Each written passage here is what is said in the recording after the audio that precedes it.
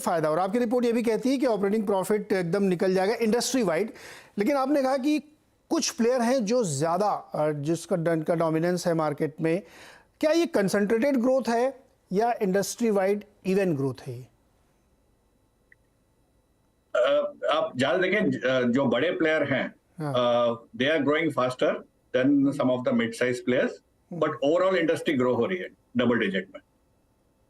Okay, double digit में। अच्छा, even without naming की बहुत सारी ऐसी कंपनीज हैं जो हर दूसरे तीसरे दिन एक नए होटल का मैनेजमेंट अपने हाथ में ले रही हैं और बहुत एक्सपेंड कर रही हैं। एक स्टेटमेंट एक कंपनी की तरफ से आया जो बहुत अच्छा लगा मुझे, और उसको मैं चाहता हूं कि आप भी थोड़ा एक्सप्लेन करें। उन्होंने कहा कि पिछले 20 सालों में उतनी प्रॉफिटेबिलिटी नहीं हुई जितनी नेक्स्ट 3-4 ईयर्स में होगी।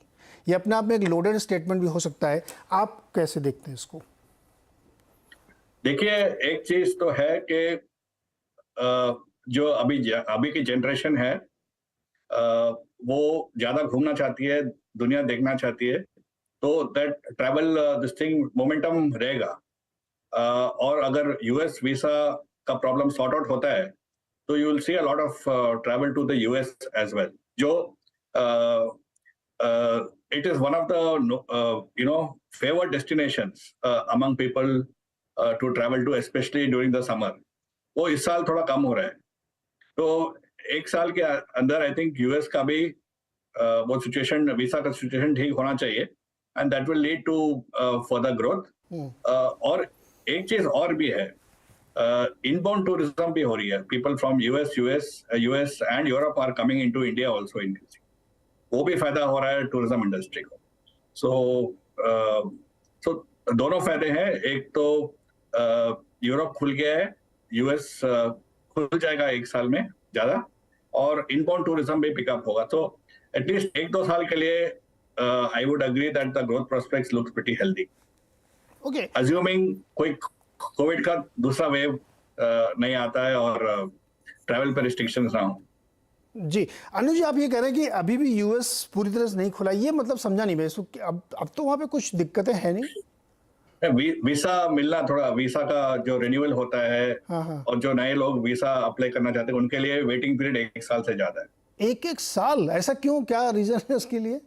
क्योंकि उन्होंने जो इंडिया में स्टाफ कम कर लिए थे कोविड के टाइम में, और फिर अभी डिमांड काफी बढ़ गया है, तो वो वेटिंग पीरियड काफी लंबा है।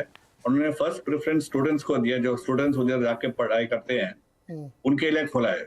पहले उनको पहले प्रेफरेंस दिए, और बाकी जो काम के लिए और टूरिज्म के लिए जाते हैं, आई थिंक उनका प्रेफरेंस सेकंड है। ओके, ये बड़ा इंटरेस्टिंग है। अभी तो एक बड़ा ट्रिगर है कि आईटी वाले तो अभी पूरी तरीके से आए ही नहीं मैदान में, उनके आने से और ज्यादा ट्रेवल बढ़ेगा। वो कब तक आने की संभावना है सर? सर, इस साल हम आईटी सेक्टर भी कवर करते हैं, तो जो सिचुएशन चल रही है यूएस और यूरोप में, उससे थोड़ा आईटी का ग्रोथ स्लो हो सकता है। So people may prefer to do more of onshoring within India rather than offshoring to cut costs, क्योंकि क्लाइंट की तरफ से भी वो कॉस्ट पे फोकस रहेगा, और इंडियन आईटी सर्विस कंपनीज भी कॉस्ट पे फोकस कर रहे होंगे। तो इस साल थोड़ा ट्रैवल कम हो सकता है from the IT sector side, but I think over time वो भी पिकअप हो जाएगा। ओके, तो ये भी हो जाएगा। अच्छा सर, एक चीज़ और बताइए, चूंकि हम लोगों ने इंटरनेशनल समझ लिया, डोमेस्टिक समझ लिया, अगर इसको ओवरऑल पिक्चर देखें इंडस्ट्री वाइड, तो क्या सिर्फ इसलिए कि ओपन अप हो गया है ये ड्राइव कर रहा है, या एक्चुअली हमारी इकोनॉमी ग्रो कर रही है वो ट्रिगर्स है जो इसको ड्राइव करे? क्योंकि बहुत बार ये सवाल मन में उठता है कि इस माहौल में जहाँ पे बहुत तरीके की बातें की जाती है कि रिसेशन चल रहा है, आने वाला है, नहीं आएगा, पता नहीं, बड़ा कन्फ्यूजन रहता है। तो ड्राइवर्स क्या है इसके सर? राइट, आपने जो बताया एक्चुअली सब तीनों हैं। One is the revenge tourism, people want to see more of different places, and spending power भी काफी बढ़ गई है। आप लास्ट 2-3 साल इवन आईटी सेक्टर में देखें तो इंक्रीमेंट्स भी काफी अच्छे हुए हैं, एंड ओवरऑल कॉर्पोरेट इंडिया में भी 9 से 10% तक इंक्रीमेंट्स आ रहे हैं। Secondly, Indian economy is still growing, which augurs well compared to rest of the countries, and some of the countries in particular at particular months the travel is quite affordable. सो वो भी एक plus point है। Plus अभी कोई Covid restrictions नहीं है, आप south east Asia जाएं तो आप इजीली जा सकते हैं। नंबर ऑफ फ्लाइट्स भी बढ़ गए हैं, better connectivity is there and availability is not an issue. तो इसकी वजह से I think this will continue and number of packages which are being offered also by I think the travel operators वो काफी बढ़ गया है, attractively packaged। तो ये भी एक अट्रैक्शन होता है फॉर ट्रैवलर्स। एक ही वन मॉनिटरेबल है सर, जो फॉरेन रेमिटेंसेस पे टैक्स जो बढ़ा है 20% से पहले 5% था। वो that can impact the cost, but this can be recovered while filing the income tax returns, but temporarily ये कुछ दिक्कत दे सकता है on the travel plans। हाँ, ये तो बहुत लोगों ने चिंता की थी जब ये अनाउंसमेंट आया था, तो लोगों ने बहुत कहा कि अब तो घूमने फिरने में भी आप मेरी रोक लगा रहे हैं क्या, मैं कहीं जाऊंगा कि नहीं। तो ये एक्चुअली बहुत सीरियस कंसर्न लेना चाहिए कि लोग कहेंगे नहीं ठीक है अब रिवेंज चल ही रहा तो ये भी झेल लेंगे। दैट्स ट्रू सर, एंड ये रिकवर हो सकता है जब आप टैक्स फाइलिंग्स कर सकते हैं। तो इनिशियली आपका ट्रैवल कॉस्ट थोड़ा बढ़ेगा, पर उसके you can recover it at the end of the year. And the good thing is the summer season जो पीक सीजन है, उसके टाइम पे लागू नहीं होगा, तो ये जुलाई 1 से ही लागू। ओके अच्छा, एक चीज़ और अनुज सर समझाइए मुझे, ये जो पूरे सिनेरियो आपने समझाया कि टैक्स की कंप्लायंस बढ़ेगी, थोड़ी लाइबिलिटी भी बढ़ेगी, उसके बावजूद ये आपको आउटलुक दिख रहा है यहाँ पे इन्फ्लेशनरी प्रेशर बहुत ज़्यादा है, टैरिफ बहुत ज़्यादा बढ़े हैं, उसके बावजूद सेक्टर का आउटलुक आपको अच्छा दिख रहा है, कमी कहीं दिख नहीं रही है। क्या ये लॉपसाइडेड तो नहीं है कि जैसे बिजनेस ट्रैवल या इंटरनेशनल ट्रैवल या बहुत ज़्यादा घूमने फिरने का जो एक सेगमेंट करता है वही अभी भी कर रहा है, ब्रॉड नहीं है ये, ऐसा है क्या?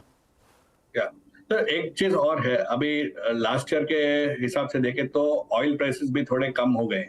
हाँ, तो as airlines also have become profitable. आपने देखा होगा कि थर्ड क्वार्टर से जो लिस्टेड एयरलाइंस है उनके नंबर्स भी आ गए हैं and they have become profitable now. तो ऐसा अंदाजा है कि maybe as crude oil prices moderate further this year, the ticket fares could also be lowered a bit, which can make travel more affordable।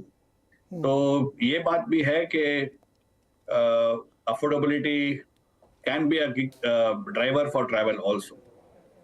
But sir अभी तो crude ऊपर चला गया बहुत, ऐसा तमाम लोगों के एक्सपेक्टेशंस भी है कि शायद 90+ का एवरेज बनेगा इस साल के अंदर। गोल्डमैन सैक्स और मॉर्गन स्टैनली ऐसा बोल रहे हैं, फ़र्क पड़ेगा इसका? आप क्रूड की बात कर रहे हैं? जी क्रूड की। हाँ, बट 115 जो गया था लास्ट साल वो अनलाइकली है। तो एवरेज 80-85 के अंदर होगा। तो I think airlines with the amount of occupancy levels they getting, थोड़ा सा वो कम कर सकते हैं टिकट्स। ओके, थोड़ा और वो डोमेस्टिक में ऑलरेडी दिख रहा है, जो अभी समर सीजन शुरू हो गया है, the fares are slightly more affordable compare to last year. Domestic में ऑलरेडी वो दिख रहा है सर। ओके अनुज जी से बातचीत हम जारी रखेंगे, एक छोटा सा ब्रेक लेते हैं। ब्रेक के बाद लौट के एक और जो बड़ा इंट्रिगिंग सवाल है कि बैलेंस शीट बहुत स्ट्रांग दिख रही है इस समय कंपनियों की, डेट काफ़ी कम